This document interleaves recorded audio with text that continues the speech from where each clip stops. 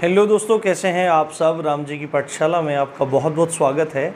उम्मीद करता हूँ आप सब स्वस्थ होंगे और आपकी तैयारी भी बहुत ही बेहतर ढंग से चल रही होगी।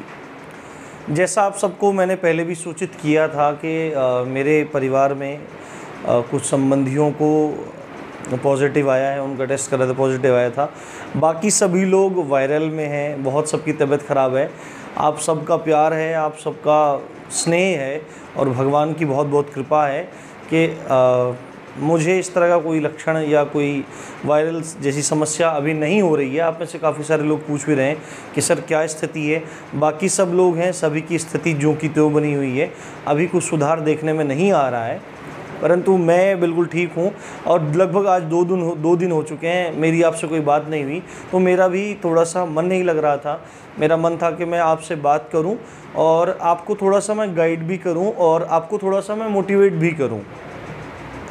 ठीक है, तो आप बिल्कुल भी परेशान होने की ज़रूरत नहीं है। अब देखो, आप सोच रहे होंगे कि आके आप जब स्वस्थ हैं तो आप वीडियोस डाल सकते हैं, आप समझ सकते हैं कि जिस घर में ऐसी स्थिति हो रही हो तो उस घर का हाल क्या हो रहा होगा। महामारी बहुत तेज़ी से फैल रही है, बहुत तेज़ी से फैल रही है इस समय। आप कोई भी लोग, चाहे वो राम जी की पाठशाला जुड़े हुए हों, चाहे ना जुड़े हुए हों, प्रेम करने वाले हों या ईर्ष्या करने वाले हों, सभी लोगों के स्वास्थ्य की मैं मंगल कामना करता हूं भगवान से कि सभी का स्वास्थ्य अच्छा रहे, सभी अपने घर में प्रसन्नतापूर्वक रहें। और प्लीज़ भाई, घर से बाहर मत निकलिए, क्योंकि सरकार तो अभी लॉकडाउन जैसा कुछ अभी हो नहीं रहा है, कुछ ऐसा कर नहीं रही है। और उत्तर प्रदेश में आप सब जानते हैं अभी पंचायत के चुनाव हुए हैं, तो पंचायत के चुनाव के बाद अब जो नतीजे होंगे, जो बढ़ोतरी होगी महामारी के केसेस में, वो देखने वाली होगी और वो आश्चर्यजनक होगी कि एकदम विस्फोट जैसा कुछ उभर के आएगा। तो प्लीज़ अपने घर में रहिए, अपने घर में रहिए और मास्क का सेवन कीजिए और अपने घर वाले लोगों से भी थोड़ा थोड़ा दूरी आप मेंटेन करिए, अपने मम्मी पापा से, अपने भाई से। अगर आपके घर में ज़्यादा रूम्स हैं तो आप अलग ही रूम में शिफ्ट हो जाइए और बहुत ध्यान से अपना भोजन वगैरह करिए, क्योंकि यदि आप इस रोग के चक्कर में आ जाते हैं तो आपका बहुत समय खराब हो जाएगा। अभी तो कष्ट होगा ही, जो रोग होगा तो कष्ट होगा ही, और बाद में भी क्योर होने में भी बहुत दिन लग जाएंगे, 15-20 दिन क्योर होने में लग जाएंगे। उसके बाद शरीर टूट जाएगा और बिल्कुल शरीर में दिक्कत जैसा हो जाएगा। तो बिल्कुल भी इन चीज़ों को सोच के परेशान होने की आवश्यकता नहीं है।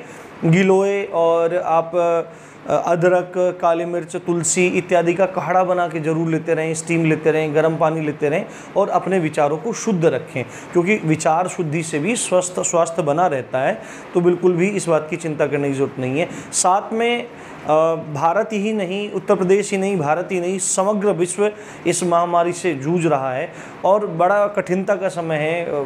रोज़गार ख़त्म हो गए हैं, आपने देखा होगा, आए दिन एग्ज़ाम्स पोस्टपोन हो रहे हैं। अभी जो LDC का एग्ज़ाम है, CHSL का एग्ज़ाम है, वो पोस्टपोन हो गया है।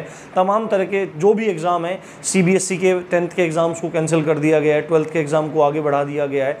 तो तमाम एग्ज़ाम कैंसिल या पोस्टपोन हो रहे हैं। तो आपको बिल्कुल भी चिंता करने की ज़रूरत नहीं है। इस महामारी के विकट समय को आप एक अपॉर्चुनिटी के रूप में लें और इस समय आपको ढीला पड़ने की ज़रूरत नहीं है, घबराने की ज़रूरत नहीं है। इस समय जो हिम्मत से खड़ा रहेगा वो ही ज़िंदगी में जीत को हासिल करेगा।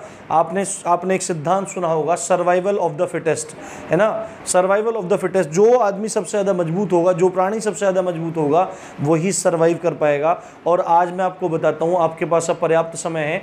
तमाम जगह फैक्ट्रियाँ, कुछ काम धंधे हैं वो बंद हो चुके हैं, और जो आप विद्यार्थी लोग हैं जो ऑफलाइन कोचिंग सेंटर्स में भी पढ़ रहे थे, वो ऑफलाइन कोचिंग सेंटर्स भी बंद हो चुके हैं। तो आपके पास अब पर्याप्त समय है, अपने आप को जी जान लगा के आप झोंक दीजिए और कृपया करके ऐसे YouTube चैनल से थोड़ा दूर रहिए जो आपके अंदर नकारात्मक तो बढ़ाते हैं और आपके समय को बर्बाद कर रहे हैं। सबको अब अपॉर्चुनिटी लग रही है यूट्यूब पे क्या हो रहा होगा। मैं आपको हमेशा अच्छी बातें बताता हूँ, मानना ना मानना आपके ऊपर निर्भर है।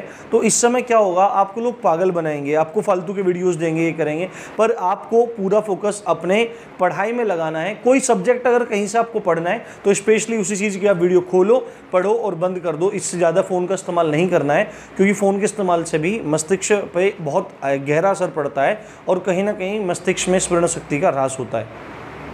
तो मोटिवेट रहिए, बिल्कुल लोहे की दीवार की तरह खड़े रहिए, सीमेंट की नहीं, लोहे की दीवार की तरह खड़े रहिए। अपने लक्ष्य को ध्यान में रखिए, योगाभ्यास इत्यादि करते रहिए।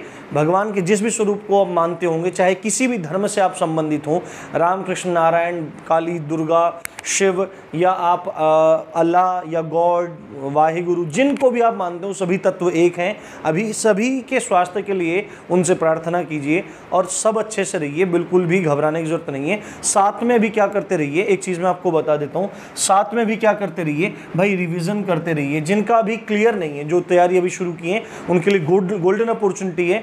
अगर जैसे हालात चल रहे हैं और यही हालात चलते रहे, देखने में ऐसा नहीं आ रहा है, कोई भी, आप भी लोग मैच्योर हैं, आप लोग भी देख के समझ सकते हैं कि जिस प्रकार केसेस निकल रहे हैं, दिन प्रतिदिन केसेस की संख्या बढ़ रही है, तो ये अभी काबू होने वाली स्थिति नहीं है, क्योंकि अभी लॉकडाउन भी नहीं है। दिल्ली ने लॉकडाउन लगाया, पर यूपी में ऐसा कुछ नहीं है और ना ही भारत में ऐसा कुछ है। तो अगर सरकार नहीं लगा रही है तो आप स्वतः लॉकडाउन लगाइए और अपने प्राणों की रक्षा कीजिए, क्योंकि बहुत घातक बीमारी की तरह से भी ये चीज़ निकल के आ रही है। घबराने की जरूरत नहीं है, ज़्यादा जानलेवा नहीं है। अगर आप बिल्कुल लापरवाही बरतेंगे तो फिर कुछ दिक्कत हो सकती है। तो जिनका मैथ रीजनिंग पहले से सब चीज़ क्लियर है, वो अपने प्रैक्टिस करो, अपनी चीज़ों को सुधारो और मैथ्स की प्रैक्टिस करते रहो, रीजनिंग की दबा के प्रैक्टिस करते रहो, अच्छे से पढ़ते रहो। और आईपीसी जो मैंने पढ़ाई है उसको रट डालो यार, एक एक चीज़ आप रट डालो तो आपको बहुत फ़ायदा हो जाएगा, बिल्कुल भी बर्डन नहीं पड़ेगा। जिनकी कवर नहीं हुई है वो कवर कर लीजिए।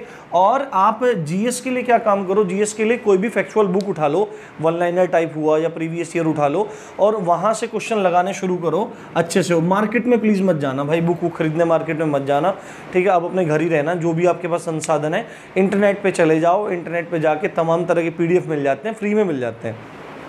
हैंड रिटन सर्च कर लो, कुछ भी सर्च कर लो, अच्छा सा जो आपको मटेरियल लगता हो डाउनलोड करके और आप पढ़ना शुरू कर दो। तो जीएस फैक्चुअल से रिवीजन करते रहो, मैथ को पढ़ते रहो, रीजनिंग को पढ़ते रहो, आईपीसी को पढ़ते रहो।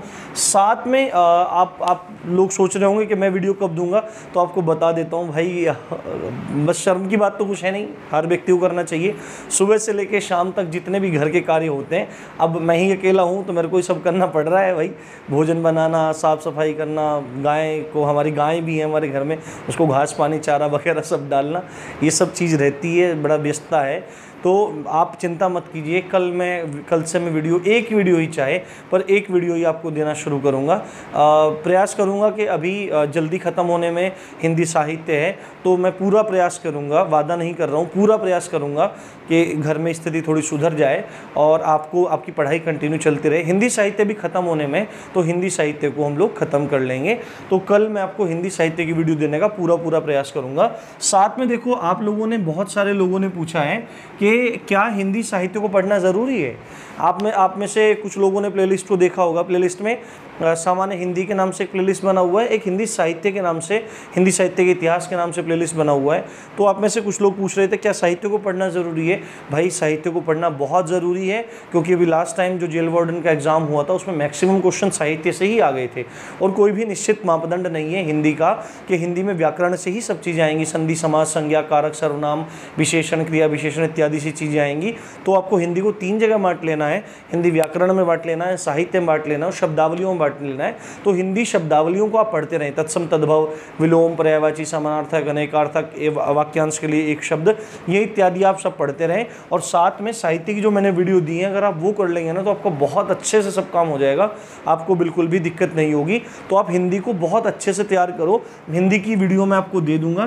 तो आपको साहित्य पढ़ना बहुत ज़रूरी है, बिल्कुल भी साहित्य को स्किप नहीं करना है। और फाइनल बात बता रहा हूँ मैं आपको क्लासेस के बारे में बता ही दिया मैंने कि कल आपको मैं एक वीडियो देने का प्रयास करूंगा और धीरे धीरे घर में स्थिति ठीक हो जाएगी तो फिर मैं आपको 3 क्लास देना शुरू कर दूंगा। आप में से काफ़ी सारों लोगों को लग रहा होगा कि आप बोलते रहते हो, नहीं भाई मैं करता भी हूँ। आप लोग, मैं क्योंकि वर्किंग भी हूँ, कामकाज भी रहता है और ये स्थिति है तो अभी तो कहीं आना जाना भी नहीं हो रहा है, तो सब ऐसी स्थिति बनी हुई है। आप थोड़ा समझने का प्रयास कीजिए और मैंने आपके लिए बहुत माल मसाला प्लेलिस्ट में बना के रखा है, आप जाके उसको देखो, एक एक चीज़ को समझो और बिल्कुल भी परेशान होने की ज़रूरत नहीं है। मैं बहुत सारी चीज़ें आपके लिए धीरे धीरे अपलोड कर दूंगा, जैसी स्थिति ठीक होगी 3 वीडियो डेली दूंगा। एक तो ये मूल विधि वाला कंप्लीट करा दूंगा, संविधान वाला करा दूंगा और हिंदी पे हम सीधे फिर चले जाएंगे, ठीक है। बिल्कुल भी परेशान होने की ज़रूरत नहीं है, अच्छे से पढ़ते रहो और चैनल को मैक्सिमम शेयर करो यार और सब्सक्राइब कराओ, ठीक है। अच्छा तो लगता होगा आप सबको। तो इसी अच्छी बात के साथ अपने माँ बाप का ध्यान रखो, लड़ाई झगड़े मत करो अपने घर में, और बिल्कुल शांत चित्त होकर काढ़े इत्यादि का प्रयोग करते रहो और प्राणायाम करो, और ऊपर वाले को जिस भी नाम से मानते हो उनका स्मरण करो। ठीक है, सब चीज़ें ठीक हो जाएंगी, घबराने की जरूरत नहीं है। तो आप देख रहे थे राम जी की पाठशाला, मैं हूँ राम भारद्वाज। जय हिंद, जय भारत।